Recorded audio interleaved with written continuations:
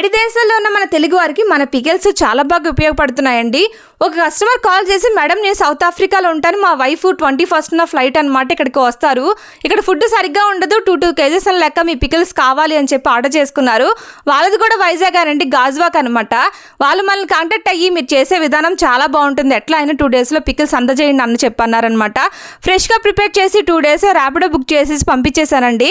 చాలామంది ప్రైజెస్ చెప్పండి అక్క అంటున్నారు కదా. నాన్ వెజ్ పచ్చళ్ళు చాలా ఉన్నాయండి, ఏం చెప్పాలో తెలియక చెప్పట్లేదు అంతే, అంతకు మించింది ఏమీ లేదు.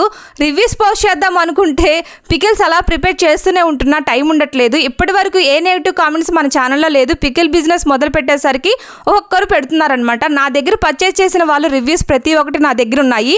కాలక్షేపానికి పెట్టే నెగిటివ్ కామెంట్స్ని బిజినెస్లో మునిగి తేలుతున్న నేను అస్సలు పట్టించుకోను. ఇంకా మీరు బీఆర్ఎస్ పికిల్స్ టేస్ట్ చేయాలి అనుకుంటే స్క్రీన్ మీద నెంబర్ని కాంటాక్ట్ అయ్యి త్వరగా ఆర్డర్ చేసుకోండి. ఇంకేముంది, ఉంటాను, బాయ్.